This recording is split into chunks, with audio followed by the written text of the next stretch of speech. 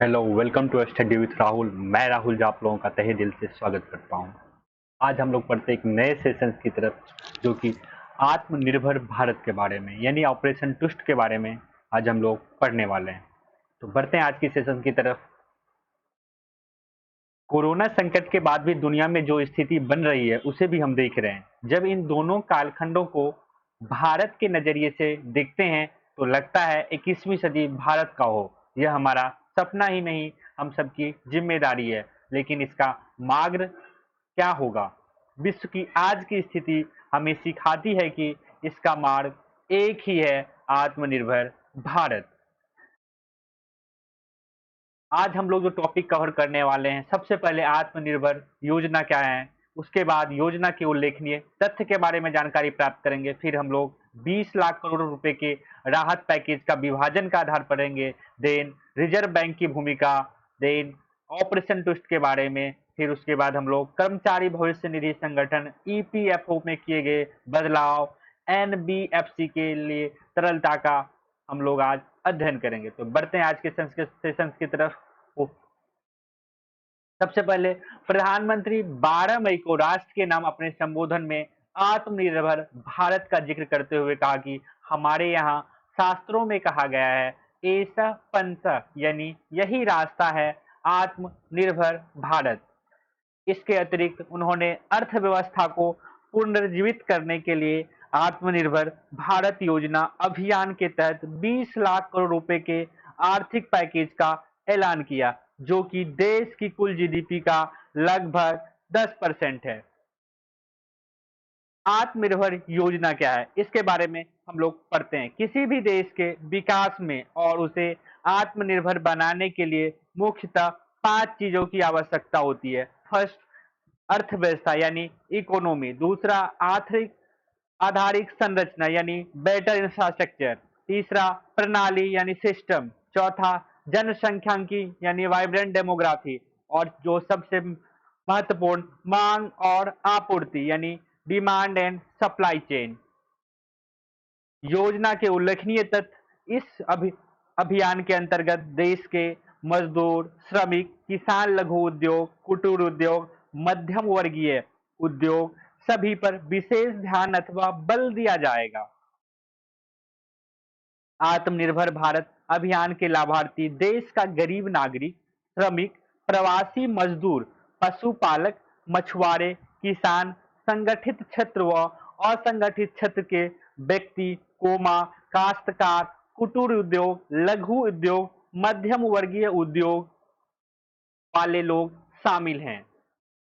20 लाख करोड़ रुपए के राहत पैकेज का विभाजन निम्न आधार पर किया जाएगा। प्रधानमंत्री की ओर से घोषित कुल 20 लाख करोड़ पैकेज में पूर्व में घोषित 1.70 लाख करोड़ रुपए का पैकेज और आरबीआई की तरफ से घोषित उपाय भी शामिल है। पूर्व में घोषित राहत पैकेज से कुल 8 लाख करोड़ रुपए तथा वर्तमान में घोषित पैकेज द्वारा कुल 12 लाख करोड़ रुपए किए जाएंगे। यह राशि विभिन्न स्रोतों में से डील लेकर प्राप्त की जाएगी। पहला, योजना के तहत 8 कैटेगरी में किसान, मनरेगा, गरीब, विधवा पेंशन, दिव्यांग, Jandhan Yojana, Ujjwala scheme, self help group women, organize sector workers को ईपीएफओ के जरिए कंस्ट्रक्शन वर्कर्स को मिलेगा डीबीटी का लाभ। दूसरा, प्रधानमंत्री गरीब कल्याण योजना को मुख्य रूप से 2 हिस्सों में बांटा गया है। सबसे पहला, प्रधानमंत्री गरीब कल्याण योजना के तहत 80 करोड़ गरीब लोगों को कवर किया जाएगा। 80 करोड़ गरीब लोगों को कवर किया जाएगा। इस योजना के तहत अगले 3 महीने तक 5 किलो चावल, गेहूं मुफ्त में दिया जाएगा। इसके अलावा 1 किलो दाल हर परिवार को मुफ्त में मिलेगा। ध्यान से पढ़िएगा। नेक्स्ट पॉइंट, तीसरा पॉइंट, गरीबों के लिए खाना का प्रबंध किया जाएगा। इसके अलावा डीवीडी के जरिए अकाउंट में पैसे ट्रांसफर किया जाएंगे। देश में मनरेगा योजना का लाभ 5 करोड़ परिवारों को मिलता है। मनरेगा दिहाड़ी अब 182 रुपए से बढ़ाकर 202 रुपए कर दी गई है। आई थिंक आप लोगों को ये समझ में आ गया होगा। नेक्स्ट पॉइंट की तरफ बढ़ते हैं। 8.7 करोड़ किसानों के अकाउंट में अप्रैल के पहले हफ्ते में 2000 की किस्त डाल दी गई है। बढ़ते हैं नेक्स्ट पॉइंट की तरफ। बुजुर्ग, दिव्यांग और विधवा को एक मुश्त 1000 दो किस्तों में अलग से दी जाएगी या अगले 3 महीने में दिया जाएगा। इसका लाभ करीब 3 करोड़ लोगों को मिलेगा। कोरोना के खिलाफ लड़ाई लड़ रहे डॉक्टर, नर्स, आशा सहयोगी और अन्य मेडिकल स्टाफ के लिए इंश्योरेंस की घोषणा की गई है। सरकार ने इन लोगों के लिए 50 लाख के मेडिकल इंश्योरेंस का ऐलान किया है और इसका लाभ करीब 20 लाख मेडिकल कर्मियों को मिलेगा। आई थिंक ये भी समझ में आ गया होगा आप लोगों को। वुमेन सेल्फ हेल्प ग्रुप के लिए 20 लाख तक लोन का ऐलान किया गया है और इसका लाभ भी 7 करोड़ परिवारों को सीधे सीधे मिलेगा। नेक्स्ट पॉइंट, उज्ज्वला योजना के तहत देश के करीब 8.3 करोड़ परिवारों को गैस सिलेंडर मिला है। अगले 3 महीने तक उन्हें मुफ्त में गैस सिलेंडर मिलता रहेगा। देश में महिलाओं के नाम पर करीब 20 करोड़ जनधन खाते खुले हैं। उनके अकाउंट में अगले 3 महीने तक 500 रुपए दिए जाएंगे। जिन लोगों को ईपीएफओ का लाभ मिल रहा है उनके लिए वित्त मंत्री ने बड़ा ऐलान किया है।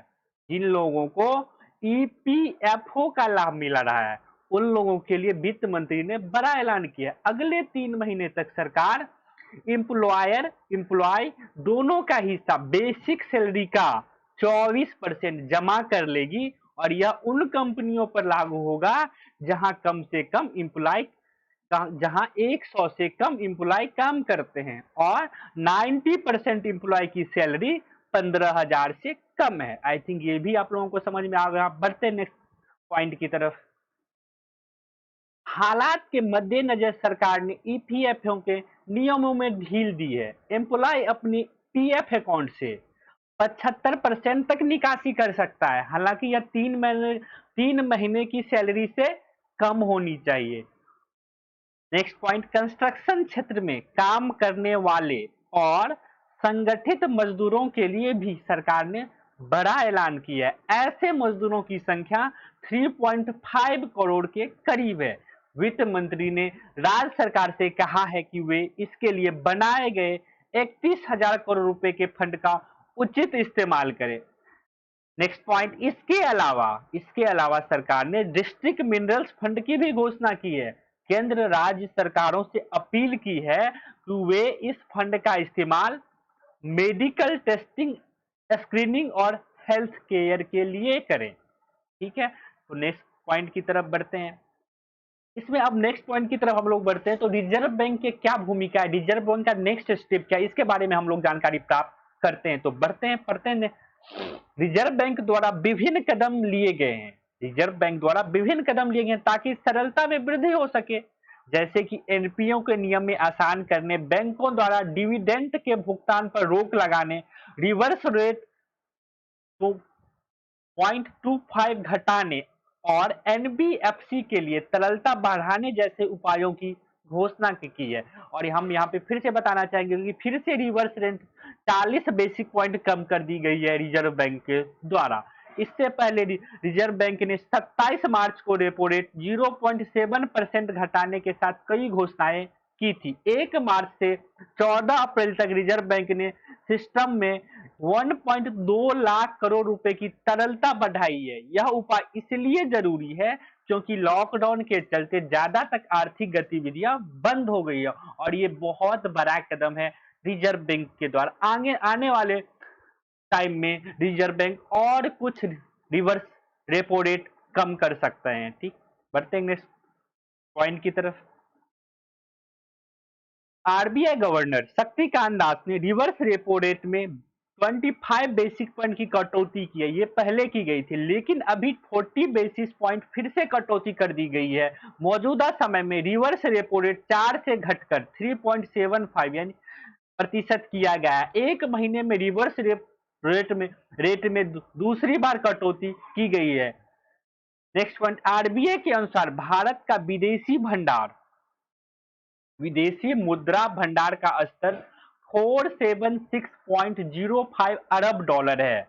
दिवस बैंकिंग सिस्टम में तरलता बढ़ाने के लिए नॉन बैंकिंग सेक्टर के लिए 50,000 करोड़ की सहायता की घोषणा की गई है रिजर्व बैंक के द्वारा। बढ़ते नेक्स्ट पॉइंट की तरफ। शक्तिकांत दास ने घोषणा की है कि नाबार्ड 25, सिडबी को 15 और नेशनल हाउसिंग बैंक को 10,000 करोड़ की मदद की जाएगी। आई थिंक ये पॉइंट आपको समझ में आ गया। नाबार्ड को 25,000 करोड़, सिडबी को 15,000 करोड़ और नेशनल हाउसिंग बैंक को 10,000 करोड़ की मदद की जाएगी। रिजर्व बैंक ने 11,724 करोड़ संचयी निवल राशि उपलब्ध कराते हुए अल्पकालिक सरकारी प्रतिभूतियां 28,276 करोड़ की सामान्य बिक्री और दीर्घावधि प्रतिभूतियों को 40,000 करोड़ की खरीद को शामिल करते हुए ऑपरेशन ट्विस्ट नामक नीलामी के रूप में अपरंपरागत परिचालन आरंभ किया है। आई थिंक ये पॉइंट आप लोगों को समझ में आ गया होगा। बढ़ते हैं नेक्स्ट पॉइंट की तरफ।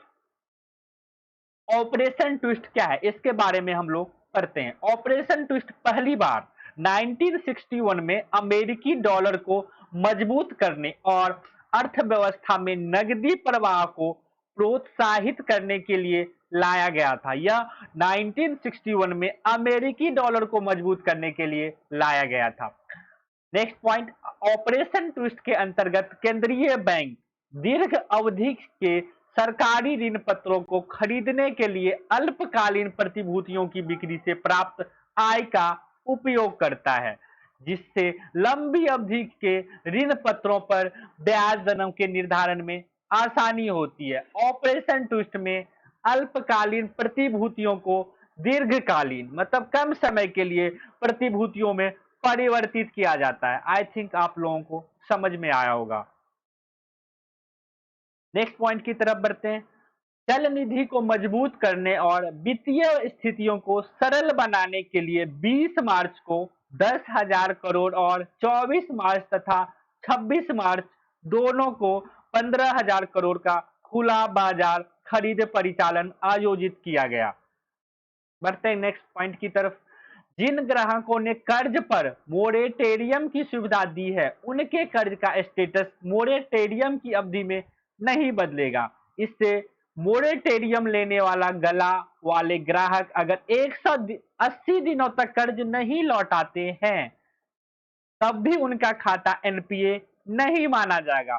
बड़ी बात यह है कि बैंकों के अलावा अन्य एनबीएफसी के ग्राहकों को भी यह सुविधा मिलेगी। इससे एक तो एनपीए नहीं बढ़ेगा और दूसरा आम लोगों, एसएमई और बड़ी कंपनियां ज्यादा कर टैक्स ले सकेगी। हालांकि बैंकों और वित्तीय संस्थाओं को मोरेटोरियम वाले कर्ज के लिए 10% अतिरिक्त प्रोविजनिंग करनी भी पड़ेगी। बढ़ते हैं नेक्स्ट पॉइंट की तरफ। रिवर्स रेपो रेट 0.25% घटाकर 3.75% किया गया है। बैंक अपना सरप्लस पैसा रिजर्व बैंक के पास रखता है और उस पर मिलने वाले ब्याज को रिवर्स रेपो रेट कहा जाता है। जैसे कि हम लोगों को पता है बैंक अपना सरप्लस पैसा रिजर्व बैंक के पास रखता है और उस पर जो ब्याज मिलता है उसी को क्या कहते हैं, रिवर्स रेपो रेट कहा जाता है। इसे कम करने का मतलब है कि बैंक आरबीआई के पास पैसे रखने के उपाय वह कैसे कर्ज के रूप में देने की कोशिश करेंगे। कर्ज बढ़ने से अर्थव्यवस्था में गति आएगी। बढ़ते नेक्स्ट पॉइंट की तरफ। बैंक 31 मार्च 2020 को समाप्त वित्त वर्ष के लिए आगे कोई लाभांश नहीं देंगे। इससे बैंकों के पास पूंजी रहेगी जिसका इस्तेमाल कर्ज देने में कर सकेंगे। वैसे भी अर्थव्यवस्था की अभी जो हालात है उसे देखते हुए आने वाले दिनों में एनपीए बढ़ने के आसार हैं, लेकिन बैंकों के पास पूंजी रही तो इससे बेहतर निपट सकते हैं। लाभांश भुगतान पर इस रो की समीक्षा अगले क्वार्टरली में की जाएगी। बढ़ते नेक्स्ट पॉइंट की तरफ। Reserve bank targeted long term repo के जरिए 50,000 करोड़ रुपए सिस्टम में डालेगा। बैंक इस फंड का इस्तेमाल एनबीएफसी के investment grade bond, commercial paper और नॉन कन्वर्टिबल डिबेंचर में कर सकते हैं। बैंकों को इसमें से आधी रकम का छोटी और मझोले आकार की एनबीएफसी और माइक्रो फाइनेंस संस्थाओं के लिए करना पड़ेगा। इससे अन्य संस्थाओं की तरलता की समस्या दूर होगी। आई थिंक आप लोगों को यह भी पॉइंट समझ में आया होगा।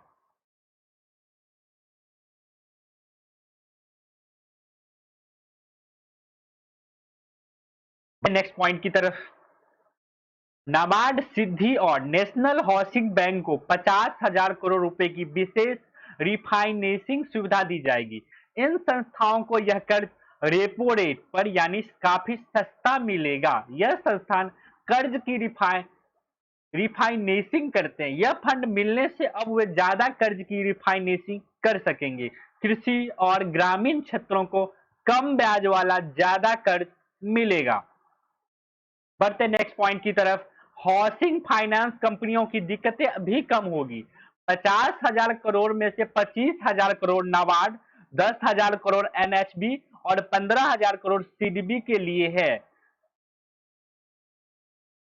सीडीबी को रकम मिलने का फायदा अंततः एमएसएमई कंपनियों को होगा, जो लॉकडाउन में सबसे ज्यादा प्रभावित सेगमेंट है। इन कंपनियों का बिजनेस तो लगभग बंद है, लेकिन फिक्स्ड खर्चे अभी भी जारी है। कुल निर्माण क्षेत्रों में एमएसएमई की हिस्सेदारी 45% और निर्यात में 40% है। आई थिंक ये पॉइंट आप लोगों को समझ में आया होगा। नेक्स्ट पॉइंट की तरफ बढ़ते हैं। कॉमर्शियल रियल एस्टेट की एनबीएफसी के कर्ज की अवधि 1 साल बढ़ी है। एनबीएफसी को इस कर्ज की रीस्ट्रक्चरिंग नहीं करनी पड़ेगी और उनका कर्ज एनपीए होने से बच जाएगा। इसका फायदा डेवलपर को भी मिलेगा। सीआरआर में कटौती, रेपो दर आधारित नीलामी समेत अन्य कदम से बैंकों के पास कर्ज देने के लिए 3.74 लाख करोड़ रुपए के बराबर अतिरिक्त नगद धन उपलब्ध होगा। बढ़ते नेक्स्ट पॉइंट की तरफ। तो आपको अगर ये वीडियो बहुत अच्छा लगा हो, तो चैनल को जरूर सब्सक्राइब करें, वीडियो को जरूर लाइक करें और अपने दोस्तों के साथ जरूर शेयर करें। अगले वीडियो में फिर एक बार हम हाजिर रहेंगे। थैंक यू, धन्यवाद।